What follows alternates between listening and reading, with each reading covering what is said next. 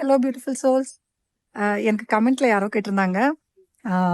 ஓரளவு ஹீலிங் பண்ணிட்டேன். நல்லா இருக்கு. பட் என்னன்னா பீப்புள் கூட அந்த காசிப்லாம் எடுத்துக்க முடியல. அவங்க வந்து குழந்தைங்க கூட ஒர்க் பண்றாங்க. அங்க வந்து ரொம்ப சாட்டிஸ்ஃபைடா இருக்காங்க. பட் சம்டைம்ஸ் எம்ப்டியா ஃபீல் பண்றேன். அந்த எந்தூசியாசம் இல்லாத ஒரு ஸ்டேட்ல இருக்காங்க. ஸோ இதுக்கு என்ன பண்றது அப்படின்னு சொல்லி கேட்டிருந்தாங்க. இது வந்து ஒரு இன்டகிரேஷன் ஃபேஸு.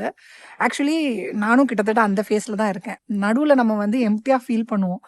ஏன் அப்படின்னு கேட்டா, ஆக்சுவலி நமக்கு வந்து காமா இருக்கிற அந்த ஒரு ஸ்டேட் நமக்கு தெரியாது. This is the state of being. நம்ம எப்போதுமே ஸ்டேட் ஆஃப் டூயிங்ல தான் இருந்தோம். எப்போதுமே ஏதாவது செஞ்சுக்கிட்டே இருக்கணும் நமக்கு.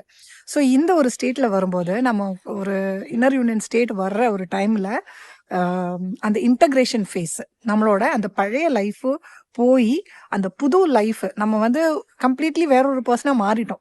இந்த புது லைஃப்ல நம்ம வந்து என்டர் பண்ணிட்டோம். ஆனா அந்த இன்டகிரேஷன் ஸ்டேட் அந்த பழைய லைஃபும் இந்த லைஃபும் அந்த இன்டகிரேட்டடா இந்த லைஃப் நார்மலா கொண்டு போறதுக்கு முன்னாடி அந்த நர்வஸ் சிஸ்டம் ட்ரிகர்ஸ் வரும். அண்ட் நிறைய இடத்துல நம்ம எம்டியா ஃபீல் பண்ணுவோம். ஏன் அப்படின்னா முன்னாடி மாதிரி நமக்கு வந்து பயங்கரமான இன்புட் போட்டு பல விஷயங்களை பண்ணணும் அப்படிங்கிறது தோணாது. ஈவன் நான் வந்து இப்போ வீடியோஸ் பண்றது கூட முன்னாடிலாம் வந்து எனக்கு டக்கு டக்கு நான் ஓகே இந்த டாபிக் பேசலாம், வீடியோ பண்ணலாம் அப்படிங்கிற மாதிரி வந்துடும். இப்போ வந்து என்னால் அந்த மாதிரி பண்ண முடியாது. எனக்கு வந்து இந்த ஸ்டேட் ஆஃப் பீயிங், அதாவது எனக்கு பண்ணணும் அப்படிங்கிற எண்ணம் இல்லை.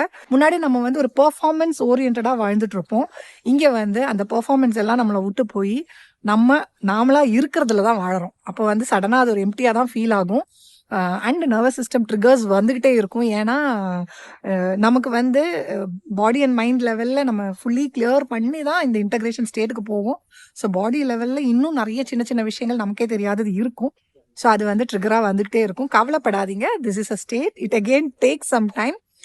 ஸ்லோவாக நம்ம இன்டகிரேட் பண்ணி ஒரு காமான ஸ்டேட்டுக்கு வந்துடுவோம். நான் சொன்ன மாதிரி அது ஒரு ஸ்ட்ரெயிட் லைன் ஸ்டேட்டுக்கு நம்ம வரணும். ஸ்லோலி தான் அந்த ஒரு ஸ்டேட்டை நம்மளும் ரீச் பண்ணுவோம்.